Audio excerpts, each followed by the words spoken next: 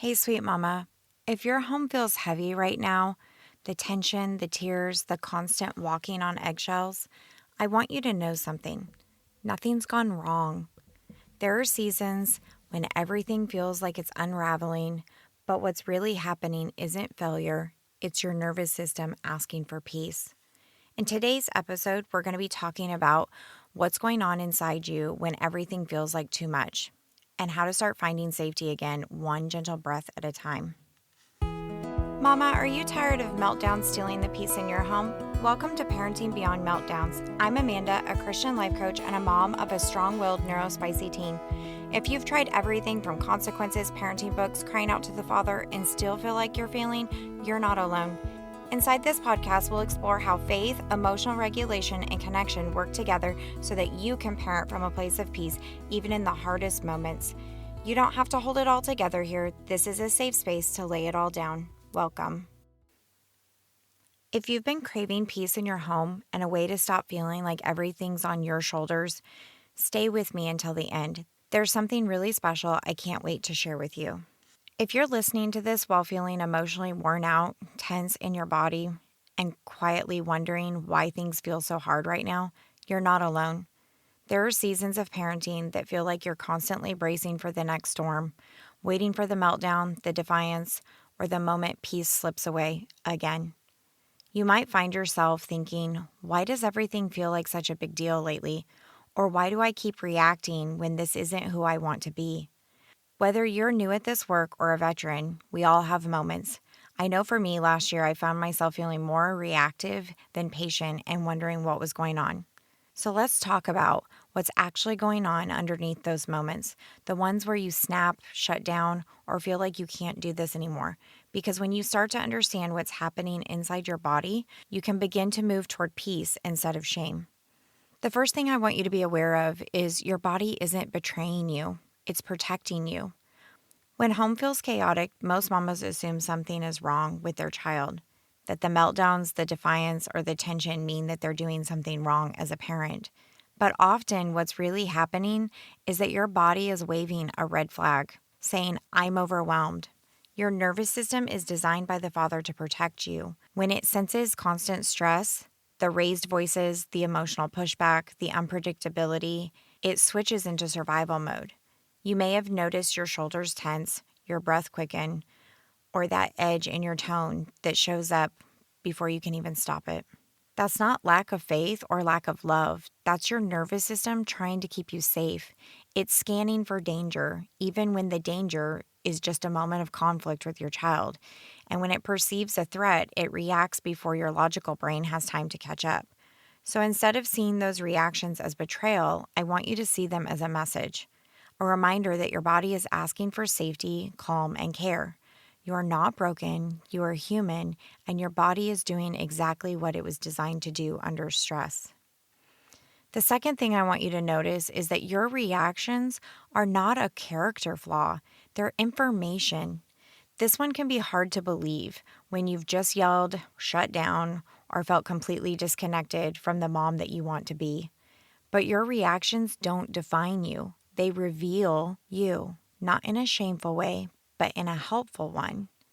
When you find yourself snapping over something small or walking away in frustration, instead of asking what's wrong with me, try asking, what is this moment showing me about what I need?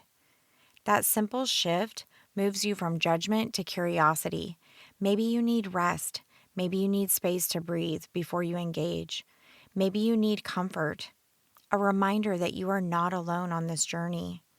Those reactions are just like dashboard lights, not proof that something's broken, but signals that something needs attention. And when you start treating those moments as information instead of evidence of failure, you begin to soften towards yourself. And that's where healing starts, not with perfection, but with compassion. Number 3, you don't need to try harder, you need support. Most mamas I talk with believe that if they could just try harder, they'd finally get it right. They'd stay calm, they'd keep their cool, and fix the chaos. But here's the truth. Trying harder only deepens the exhaustion. You can't think your way out of dysregulation. You can only feel your way back to the calm through awareness and gentleness.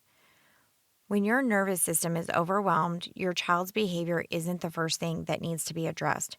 Your own peace is what needs to be addressed.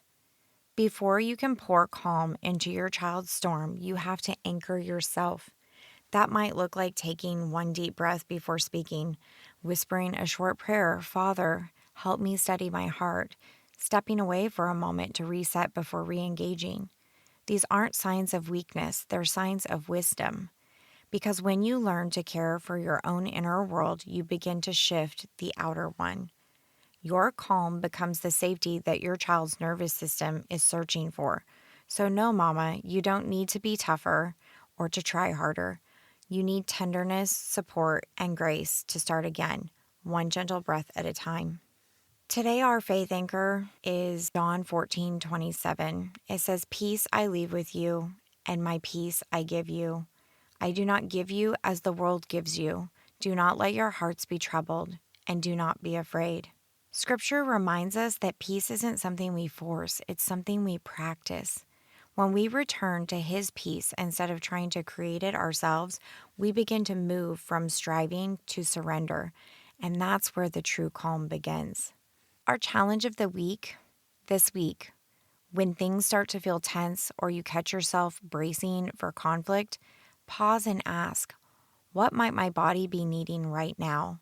A moment of breath, prayer, or stillness may be exactly what helps you return to peace. You're not trying to control the storm, you're learning how to stay anchored in the middle of it. If this episode spoke to you, if home has felt heavy, tense, or like you're just trying to hold it all together, then I want to personally invite you to something special, designed to help you rebuild peace from the inside out. Do you feel like you've been carrying the weight of everyone's emotions, holding space for your child's meltdowns, your family's needs, and your own quiet tears at the end of the day? It's heavy, I know. And some days it feels like no one truly sees how hard you're trying. But please hear this. Nothing about your story disqualifies you from peace. You are not broken. Your child is not broken. You're both navigating something hard, sacred, and deeply human, learning how to find your footing in the middle of the chaos. And that's why I created a free workshop just for you. It's called Rebuild Connection with Your Strong-Willed or Neurodivergent Child. It's a free, live, faith-centered workshop happening Monday, February 10th at 7 p.m. It's your invitation to breathe again, to rediscover the calm that's been hiding underneath the chaos, to remember that peace isn't earned through perfection, it's received through presence, through grace, and through the Father who meets you right where you are.